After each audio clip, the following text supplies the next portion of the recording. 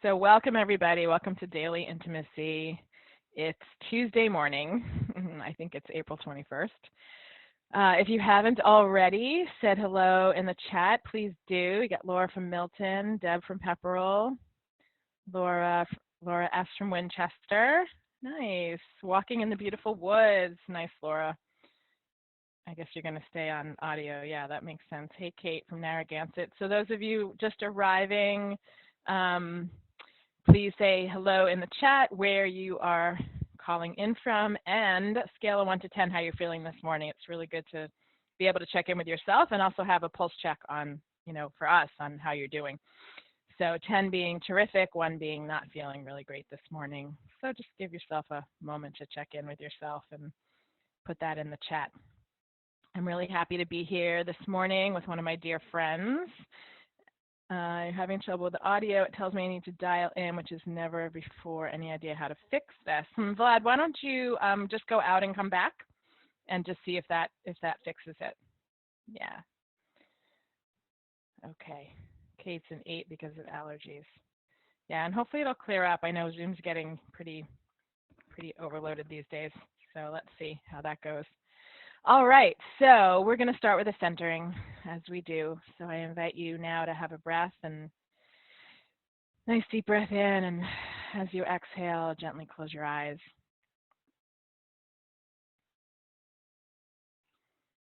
Yeah. And as you breathe in through your nose, allow your belly to expand, and exhale and relax. And again, inhaling and exhale.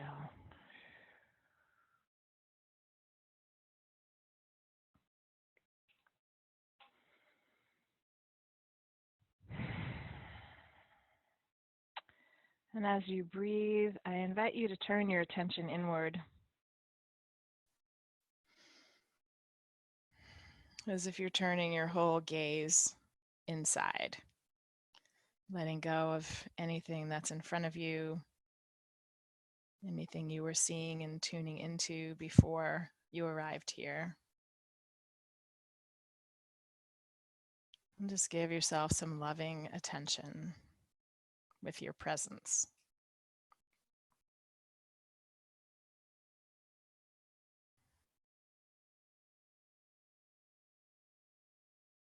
Whatever's there, however you're feeling this morning, whether it's crappy and sad and angry, or feeling lighter and joyful, all parts of you, everything is welcome.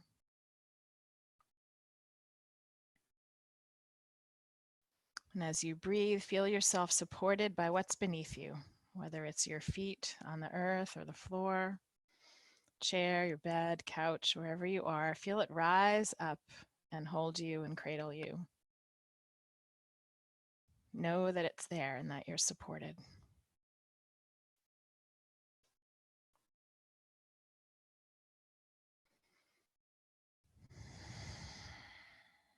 And as you breathe this morning, one thing you're grateful for, just bring that to your awareness, your attention. One thing you're grateful for.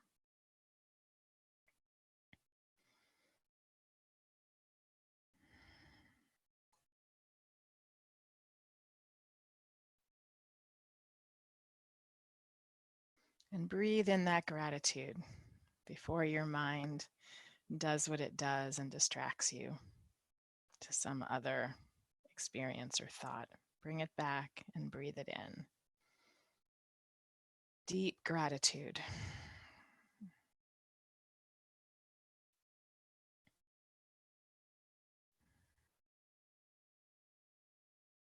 And then on the next breath, bring your awareness back to the room you're in. The sun coming in through the window, if it is, the place where you are.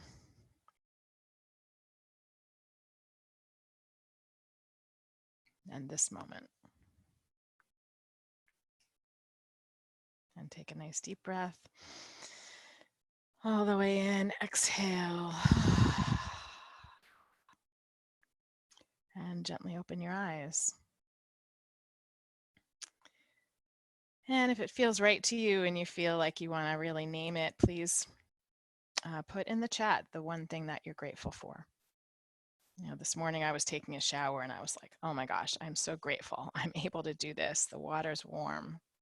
Like, what a gift right now. Yeah, divine support, fresh water, friends, new and old. Yeah. First thought that came to mind was me. Oh, thank you, Kate. So sweet. So I am really happy to have my friend Jean here, Jean Papagni, who I met in 2003. And when we met just spontaneously or coincidentally, I can say, even though there's not really anything and there's not really any coincidences. And then we had all these like ways that we were kind of in each other's worlds, but we didn't know it before. So that was kind of cool and interesting. And then that continued to happen over years. We both participated in something called the Priestess Path Apprenticeship, which was something I did in 2000, I guess, or 1999, a women's empowerment, like a 2-year women's empowerment program. It's pretty amazing and life-changing. And so Jean and I have that sisterhood between us. Anyway, she is an amazing person, an amazing mother. I want to just throw that in, along with a transformational coach. And recently she has been a yoga teacher, and recently she's been studying something that I really love and have gained a lot of value from over the years, called family constellations. And so when I asked Jean to join us, she suggested talking about using family constellations as the context to look at the shadow and the light individually and globally, which is really important right now. So with that, I will turn it over to you. And just a reminder to those here, maybe who are still getting used to Zoom, if you want Jean in the screen, you can click on speaker view, and also you can bring your cursor over her little Hollywood square box, and there's either a thumbtack or 3 dots, and you can get her to be in the center if you would like. Otherwise, whatever view you like is your preference. Okay. Hey, Jean. Hi, Robyn. Hello, everyone. Thank you, Robyn, for that introduction. And so happy to be here. Really grateful for the opportunity to be here and just give me an opportunity to ground and to connect to some good souls and share this work and talk about kind of what are we going through right now, and how does that relate to looking at the shadow and looking at the light. So thank you. You are so welcome. Yeah, so yes, I am really delighted to be able to talk to you all about family constellation work, and this is really I'm intending this to be more experiential than a lecture. I'll certainly be talking about what family constellation work is, giving a few key terms. It can get very dense. There's a lot written about family constellation work. I'm not going to cover it all today. I really want you all to get more of an experience of what it is to represent and to tune into specific energies. So with that, I want to dive right in. Before I even go into my presentation piece of this, I want us to come into even deeper into our bodies and connect to our ancestors. So I'm going to ask that everybody, if they feel comfortable, to gently close your eyes and take a few deep breaths on your own. Coming back into your body.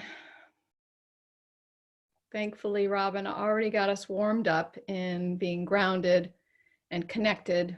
Just feel your feet on the ground, your seat in the chair, wherever you are, fully feeling your body. Tune into your breath, perhaps evening out your inhales and your exhales. Notice your heart beating.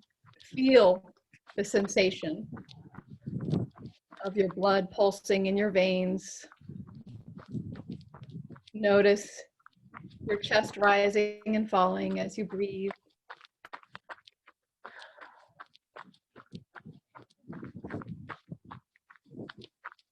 And in your mind's eye, I want you to begin to visualize your mother, whether she is alive or has passed. I want you to imagine your mother, whether you've met her or you have not. Imagine a being over your left shoulder as your mother.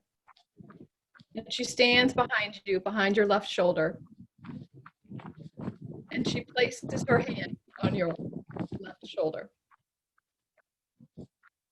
And now imagine behind you on your right is your father. Again, whether you have met him or not, imagine his hand over your right shoulder. And just pause and notice if you feel anything, if there's any connection, any kind of transmission of energy that you're receiving, and maybe not, no judgment, no expectations, just notice. And now I'd like you to imagine your mother's parents behind her and your father's parents behind him. Going back another generation, imagine your parents' parents behind them. And see the generations expanding both sides, on your maternal side and your paternal side. See it growing and fanning out. Imagine that it's fanning out behind you as the numbers increase. Great-grandparents, great-great-grandparents, and on it goes. And see it spanning back farther and farther. Just allowing yourself to open your heart to the energy of this legacy of your ancestry. The love, the struggle, the challenges, the breakdowns, the breakthroughs, the sacrifice, the misunderstandings, and the deep connections. Just allow, as much as you can, allow yourself to feel it in your body,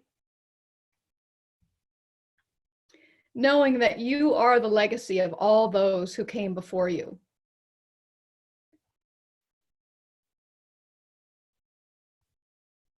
Feeling into all that needed to happen in order to make you come to life.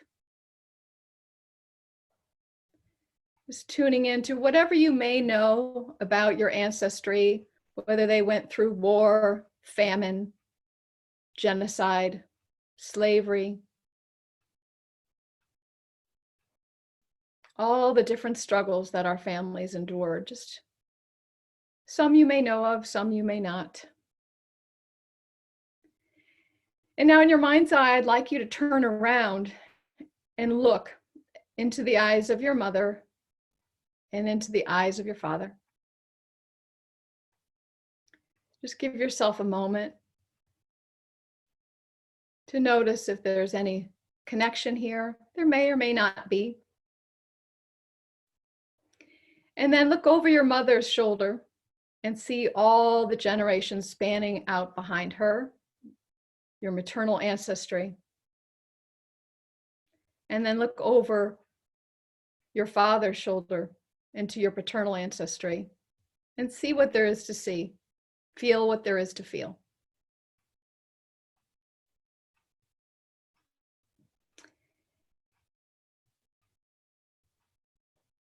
And ask your ancestry in this moment,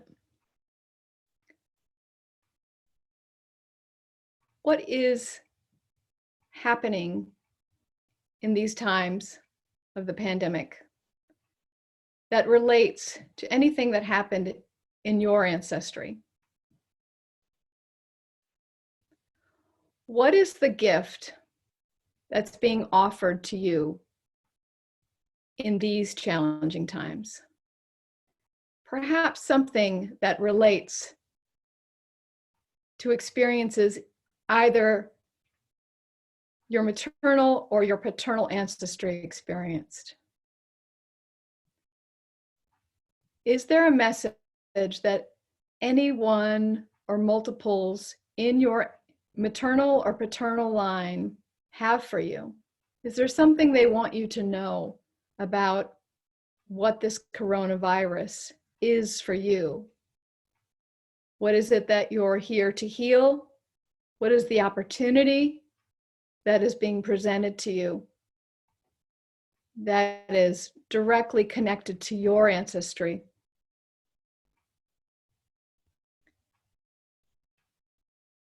If you're not getting any clear message, I want you to just tune into how you're feeling in your body and where you're feeling it.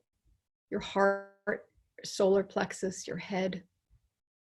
Just notice if you're getting any sensations, physical sensations, in addition to any kind of images, colors.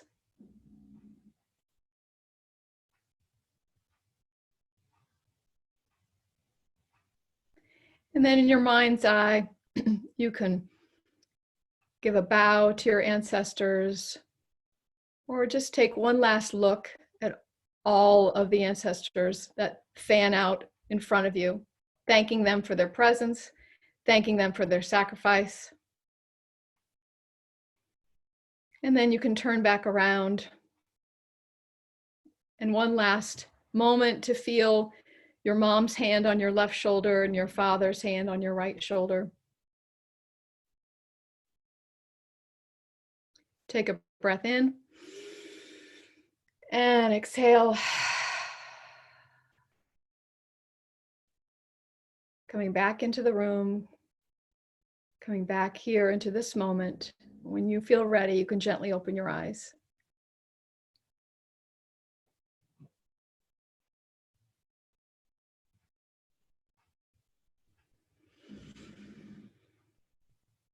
So welcome back, everyone. I'd love to hear if anybody wants to put in the chat box anything that came up for you, anything you want to share about that meditation.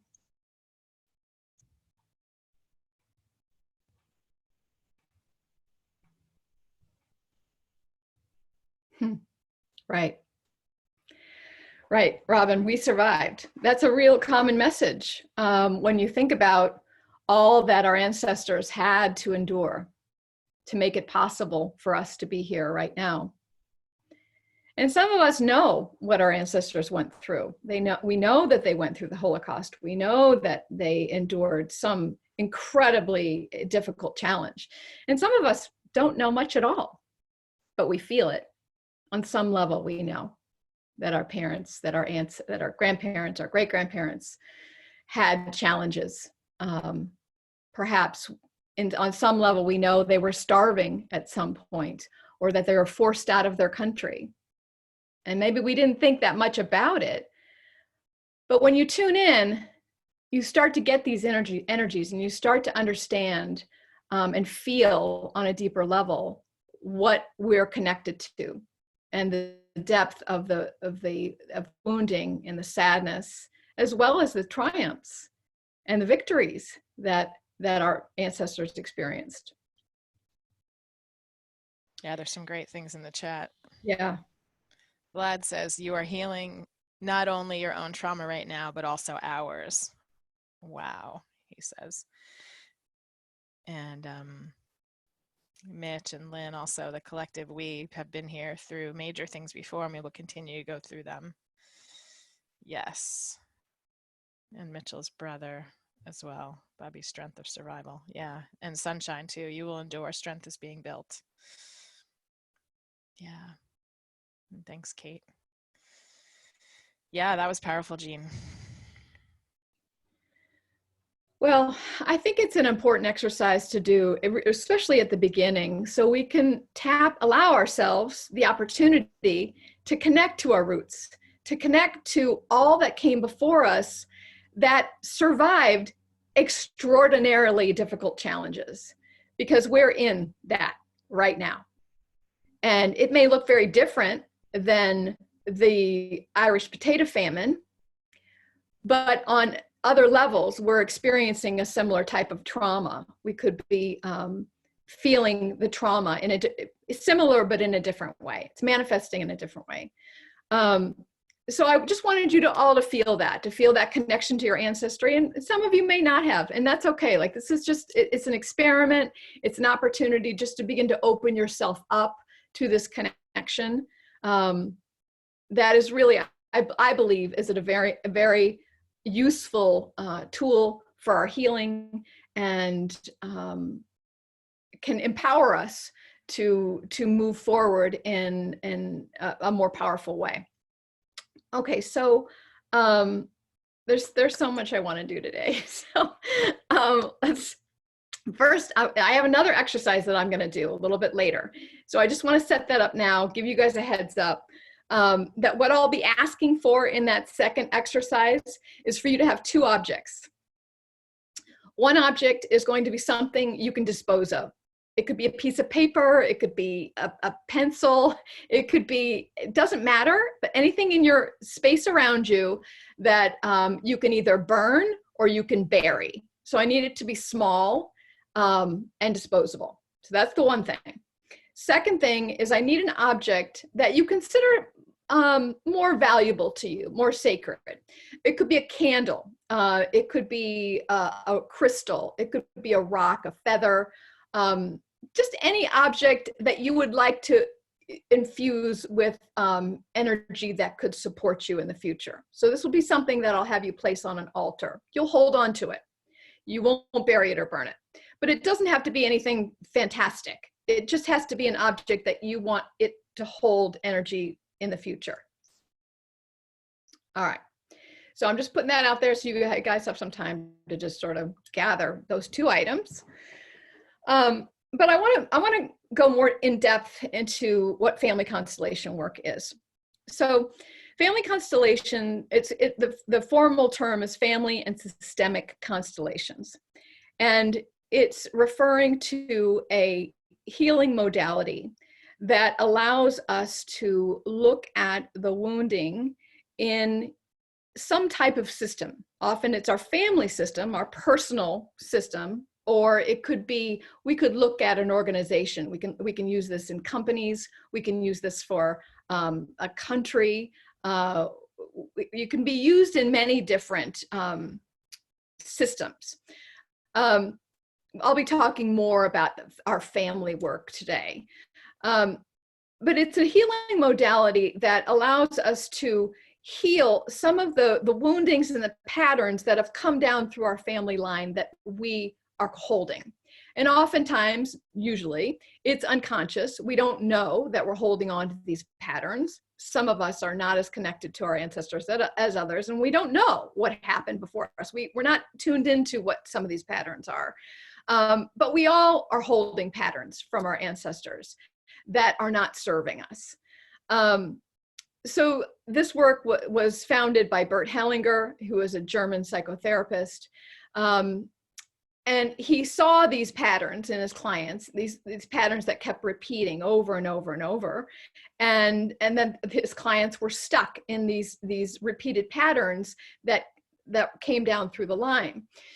And he wanted to find ways to help his clients tap into the energies of the system in order to honor the wounding, recognize it, and actually begin to tap into the energy of the ancestors. It's also very shamanic work as you tap into these energies of the non-living in order to honor them and release them. So there are a couple different terms that are useful to know that are used in this work, and one of them is called the morphogenetic field. So it's morphogenetic field is a term that's been used for many years about how cells come together in order to create something. So scientists discovered that cells would come together like in the embryo to form a limb or lungs. So the cells come into this morphogenetic field in order to do this one task. So as family constellation work got developed, they began to use this term to talk about the field that is created in our family. We are part of a morphogenetic field where we're bound by beliefs, by behaviors, by just repetitive patterns that our families have been doing for generations. An example would be, I'm not good with money. Like certain beliefs that we have. I'm not good with money. I can never hold on to money. Well, there's a chance that that was something that was said by our parents or by our grandparents or somebody in our system.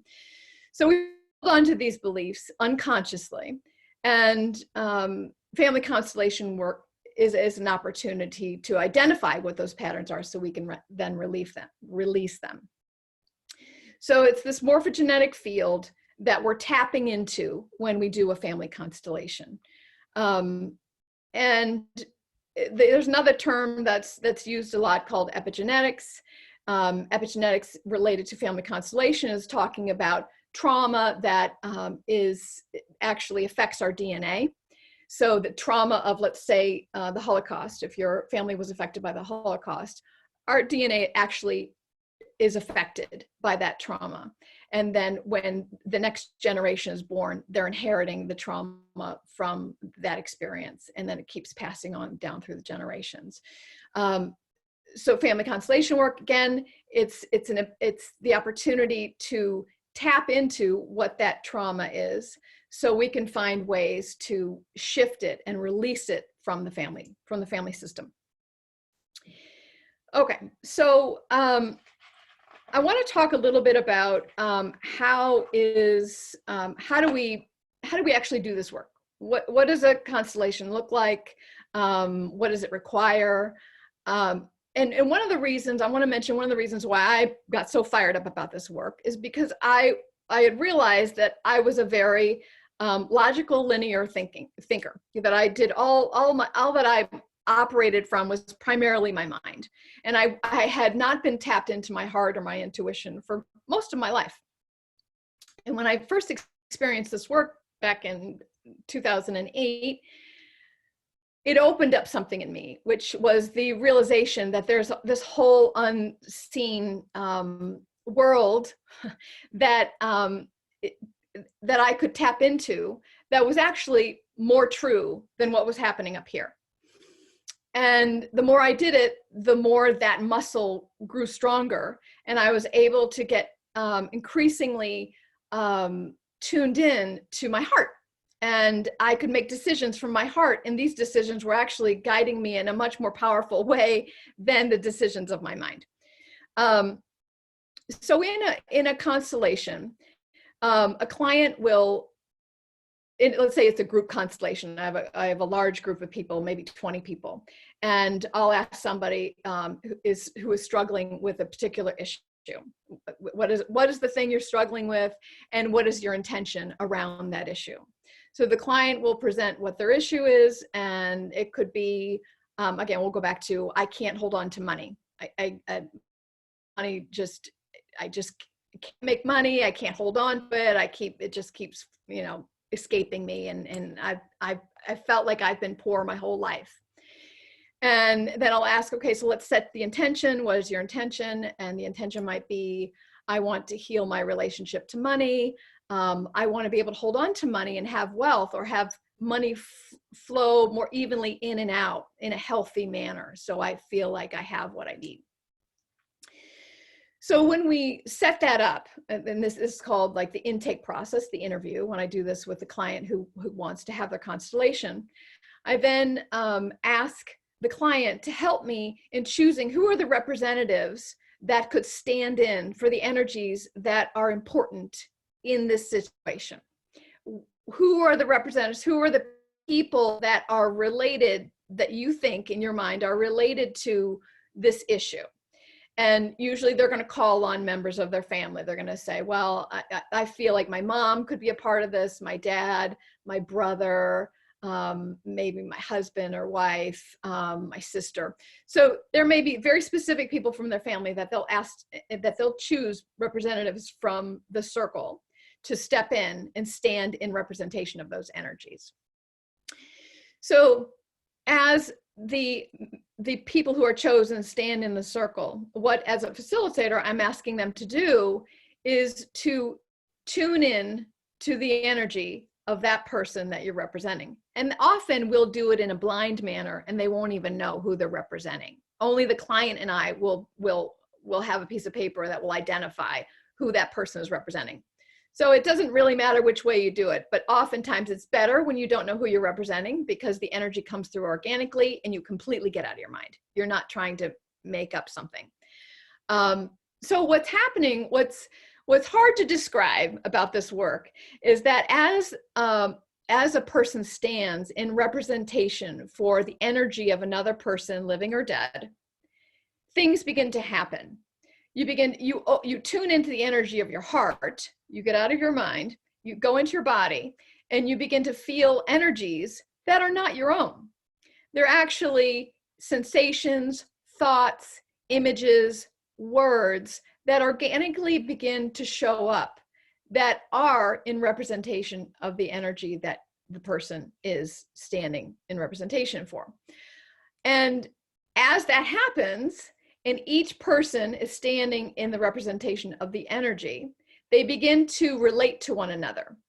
And a story begins to unfold that sheds light on patterns, beliefs, behaviors in the family system that are related to the client's struggle. So this is very difficult to encapsulate and to perfectly tie this up in a bow and explain this to you right now.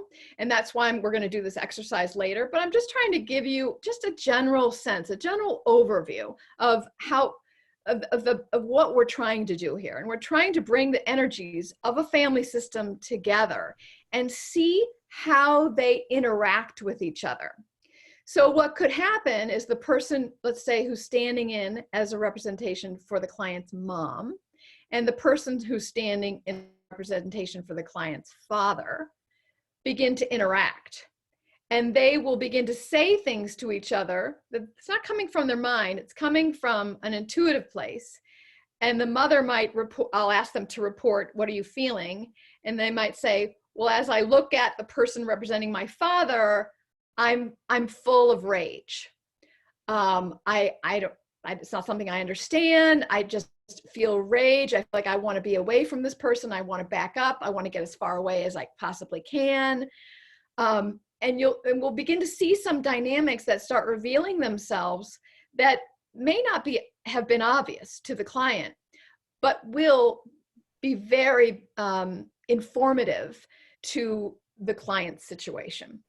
So Can the whole, like, yeah, of course. Yeah. Okay. Just watching the time too, and I want us to get to your exercise because I know it's awesome.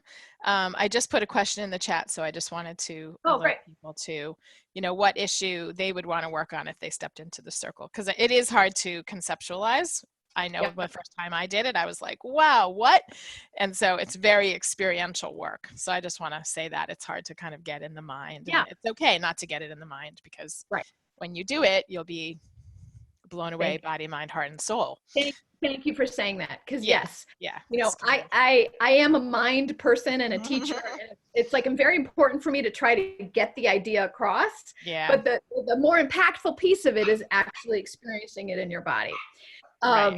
But so the only piece I wanted to then get to was that the idea is to get to what's called a healing movement, which is where we begin to put the family system in its proper order, where the obstacle is behind and the client is in front, and we've got the appropriate ancestors behind the client that are supporting the situation and the movement, the growth that the client is seeking. So yes, I want to dive into this next exercise. I want to give you guys enough time to do this so we can actually talk about it afterwards. So I'm going to ask you all to just gently close your eyes again and take a few breaths. Have your objects near you. And I want you to take a few very deep breaths. And I'll talk you through what we're about to do. So we're going to have an experience of representing.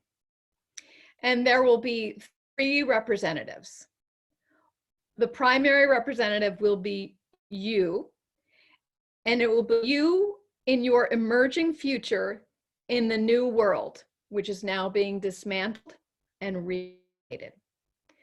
So what I'm asking you to do is just stand in your own energy, but I want you to stand in the energy of you in your emerging future in the new world. And I want you to tap into what that feels like. What is that for you? What do you experience in your body? Images, thoughts, ideas, colors. Where are you feeling it in your body? Excitement, fear. Just tune into what it feels like to stand in the energy of you in your emerging future in the new world.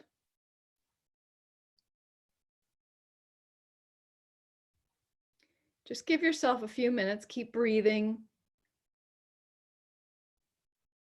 Keep grounding yourself deeply to the earth. What is the energy as you tune into yourself in the future on the other side of this pandemic?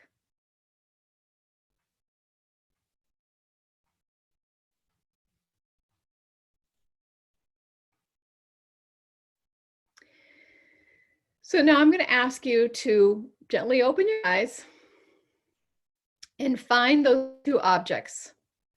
The one object is something that you can dispose of. And this object is going to represent the obstacle that prevents you from stepping fully into your emerging future. And I want you to take this item, whether it's a piece of paper or something, whatever you chose to be your disposable item, and I want you to place it somewhere in the room around you. And I'm going to ask you to be standing if you're not already. I'd like you to stand up, have this item near you, place it anywhere on the ground, on a table, somewhere in proximity to where you are. And leave it there. And now I want you to find that other object that is more of a sacred item, something that you want to hold on to. Again, a candle, a crystal, a rock, and place that anywhere else in the room, just in a different location.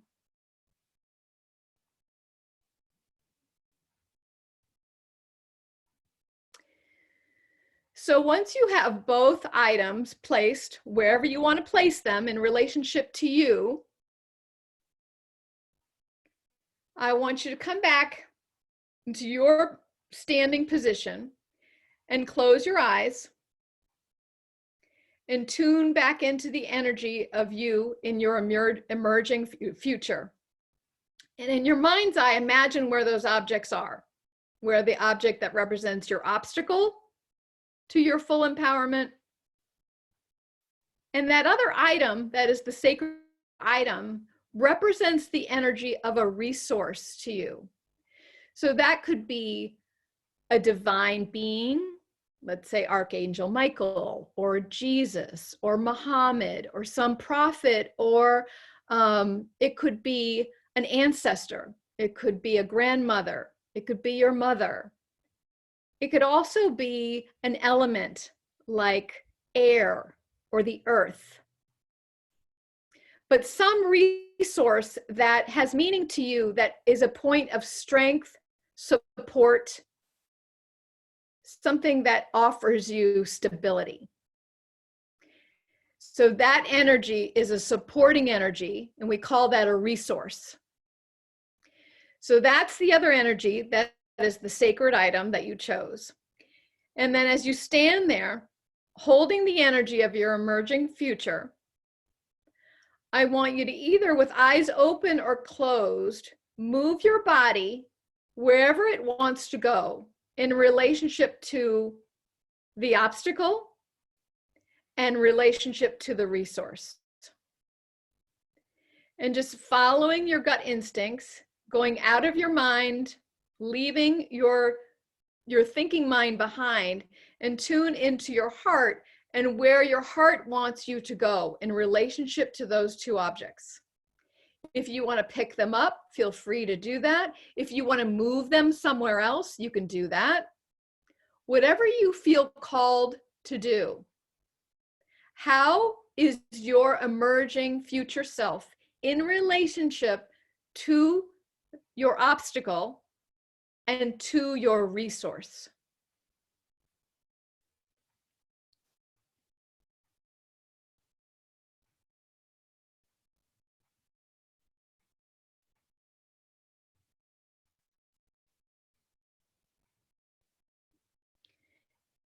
Continuing to allow yourself to just open up to whatever's coming, whatever you're feeling, thoughts, images, maybe nothing. Maybe you can't make heads or tails of this exercise and it seems completely ridiculous. That's fine.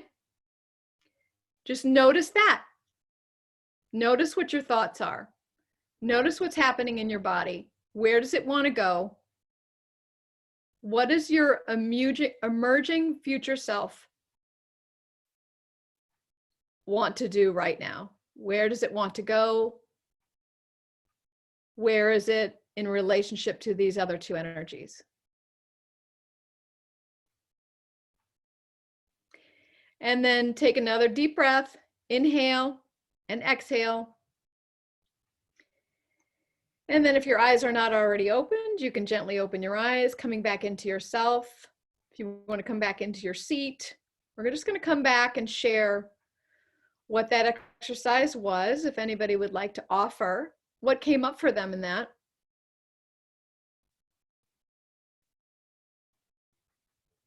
So let's have people put some things in the chat, and let's take 1 or 2 shares verbally.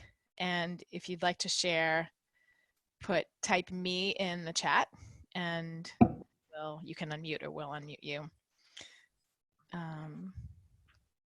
We got some kind of Y from Jana. Me. Great. Okay, Jana, let's have you unmute, and we'll hope to have 1 or 2 people share, so just being aware of the time. But yeah, how about just putting into the chat what came up for you in that meditation? Thank you. I was using my Russian. Go ahead, Jana. That's why it came up by weird. I was using my Russian keyboard. So Yeah. what came up for me was whatever was supporting me, somehow I placed it on the left side, and the not supporting energy was on the right.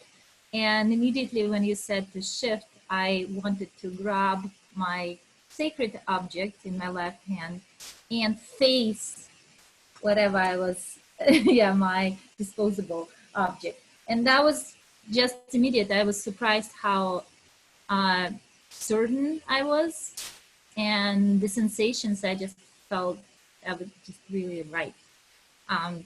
So thank you. That was a powerful meditation, and I'm surprised how easy and how in tune I was with this. So thank you. Nice. Thank you, Jana. Who else would like to share? And Kate's got a good piece in the chat box. Yeah, I'll share. Jean, thank you so much. I love this work. I loved your explanation. So I think it was similar. I was writing when you were sharing, but I felt such strength walking toward my sacred object. And I wanted to move a couple of times. I wanted my obstacle behind me, but when I put it behind me, I was like, no, I had to have it to my left or right, preferably my left, off in the distance. I didn't want to be near it, but it had to be in my mind's eye. I was very uncomfortable when it was behind me, like physically. Yeah. Mm. Thank you for that. Yeah. I think it is really powerful when we allow ourselves and we give ourselves permission to really tune into the heart, that all these amazing things start to happen that we would not have imagined would happen, but actually gives us a lot of insight, a lot of information. Yeah. Vlad says, I felt strongly drawn towards the sacred object. The obstacle didn't seem as daunting as I expected. Nice. I got something when you shared that. It was a feeling of not wanting to deny it. That just came to me. It wasn't that that I didn't want it behind me because I didn't want to deny it. That's all I know about that, but I just got that. Mm-hmm. Yeah. Nice. Like embracing all. Sounds like not putting anything back in shadow. Yeah, and I second that. So that was it, just being more powerful and facing it. I really needed it in front of me. Thank you. Yeah. So my Oh, you got Holly. hi, my block was on my left, and my resource was a touchstone on my right. And so my right hand grabbed the touchstone and put it in front of my heart, but my left hand kind of reached out to the obstacle and it wanted to juggle it. It wanted to, it wanted to not hold it, but juggle it in a way. And what I picked was some pumpkin seeds, very earthy sorts of things. There was what was at hand, and there's an urge to swallow them, to destroy them. But first juggle them. That was Great. weird. Well, we need to be in relationship with our obstacle. We can't just push it away, and we can't, just annihilate it. We have to see it in order to be in relationship, so we can get through it in whatever way we need to get through it.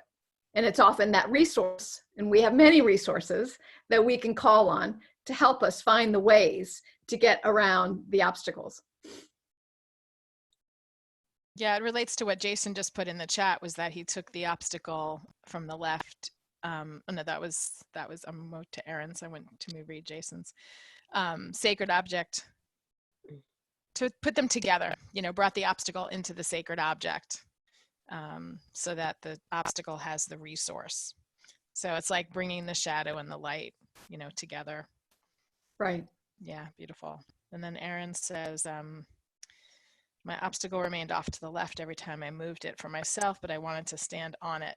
Meanwhile, I never did. My sacred object was deeply associated with one of my newer spirit guides. Thank you for this experience. Yeah, beautiful. Yeah. Sunshine says, I placed my obstacle in a spot in the sun. Yeah. Ah, nice. Again, Yeah. bringing light to the shadow, right? Right. Yeah. Right. We don't have time to go in. Go ahead. Go ahead. Well, I was going to say, we don't have time to go into this piece, but I mean, when I first started doing family constellations work a long time ago, it was just on the personal level, like that's the level it was done. And then it expanded, as you were saying, to organizations, to, bigger systems other than family systems. And now, I know we're not going to, solve this now in 7 minutes, but I mean, it did make me think when you were talking, like, the globally, right? That's the big system now that's under the microscope. And it's interesting to think about it that big. I need to take that in myself and think about, how to construct that in my mind. But it's very interesting to think about it on that level, because it's exactly what's happening, right? Yeah. The shadow showing up. Yeah, absolutely. And I think the key to remember is that our job, because we can't solve the greater problem, we can't solve this huge global epidemic of our earth, collapsing right now. But what we can do is look at the shadow within us. We can heal what is needing to be healed within us. And if each one of us can begin to look at our shadow work and have the courage to begin to heal some of those broken pieces that are disempowering us and holding us back and keeping us small, then we can actually contribute to the healing of the planet, because it has to start with us, right? I mean, it probably is pretty obvious, but I think we forget how important it is to look at our shadow, because it can be uncomfortable, it can be scary. there are lots of reasons why we turn away and we don't want to do it. And rather we would just like to stay in the light and meditate and think positive. And that's all good and great. But there has to be the both. This is the law of polarity. There has to be the dark and light, and we have to look at both of them together. Yes, absolutely. I'm also just thinking of it. My little pooch is chirping away. I also I'm just thinking about it as, like I said, I need to think about it a little more, but if I just think about it as each country as a family member, you know, of this global family, I mean, I think there's something really, really interesting there. Yeah, absolutely. And I didn't want to run out of time because there was another piece of this that I want to mention. The reason why I had you come up with a disposable item. So this is your homework, should you choose to accept it, is to take that item that was your obstacle and with intention, with whatever kind of ritualistic or ceremonial way that you would like to do it, take that object and either burn it or bury it in the ground. With the intention that you're ready to release this obstacle that holds you back, that prevents you from fully stepping into your emergent future. So do that if you feel called to do that. And then your sacred object, the option is to, if you don't already have an altar, create an altar, which is just a sacred space for you to place this item that is your sacred resource, who you can call on anytime, but honor them by putting this object on in a special place. And then you can have other objects too. So this is altar constellation work, where you have energies of your system that you want represented, and you have objects to represent those energies. So you have your resource, you have an object that represents you. You could have objects that represent any of your ancestors, or any type of energies like empowerment or love or earth or water. And you can have all those represented on your altar and place them in an order that feels right, and it feels like a healing movement, feel like the right order for you, in order for you to feel empowered and to release the obstacle and move forward. That's so beautiful, Jean. It's so perfect. And it's so what we've all been working on, you know, what blocks us from resilience, what blocks us from feeling empowered, what blocks us from seeing the gifts in the pandemic and what's happening in the world right now. Right. And seems like it's been the work of daily intimacy, and it's been certainly my work of Come Back to Love, and it's certainly what this beautiful group is diving into on Thursday with the Come Back to Self-Love program that's beginning this week. It's all about just what you said, you know, how do we see the shadows and the light, and how do we come into alignment with ourselves and bring that light forward into the world at an extremely important time when everything is amplified and magnified, and important for us. And I'll say it again, those of us that show up here are the on the front lines of the light work that needs to be done, and that is being done. And I just encourage all of us to take those obstacles, mine was this little piece of paper, and you know, crumple it up, burn it in the fire, bring it to the sacred object so that we can be more of our true selves. You know, it's always important, and I feel now more than ever important. So thank you for bringing this piece to this community and to the world. It's such powerful work, and really, really wonderful to have an experience of it in this way. And I know you're doing this work, you know, figuring out how to do it virtually. So I will send everybody your contact information, because I know people have, you know, probably have more questions and also might want to experience it in a whole way. And so they can reach out to you for that. And yeah, I'll be sending the recording and also information about how to contact you directly. Well, I welcome that. Thank you so much, Robyn. It was just a pleasure and an honor to bring this work to this group, and would love to I love this work, and I want to bring it to more people because I think it's so profoundly needed. It's now more than ever. Exactly. I know Kate has a note here. Yes, can definitely be done over Zoom. I would love Jean's info. Yes, I will send that out. And yeah, let's do a Zoom family constellations. I'm in. Yeah. I'm in for Yeah. that. It's really pretty awesome. Yeah, it's amazing what we can do online. It's amazing. Yes. So Yeah. I'm totally in support of that, and I want to participate. So, Great. so thank you again. Yeah, thank you so much, and thank you everybody for being here. What a beautiful gift for us all to come together. And so Thursday, there's still just a few spots left in the Come Back to Self-Love program. For more information, please email me. And next Tuesday, we will be back here for Daily Intimacy at 9 a.m. So I look forward to seeing you then. And Mondays at 11, we've got the Fireside Chat, which is a lovely, ongoing, supportive way to be together. So that's everything from me this morning, including a hello from my pooch. And blessings. Lots of love, everybody. Have a beautiful day. Bye-bye. Bye, everybody. Bye. Bye. Lots of love.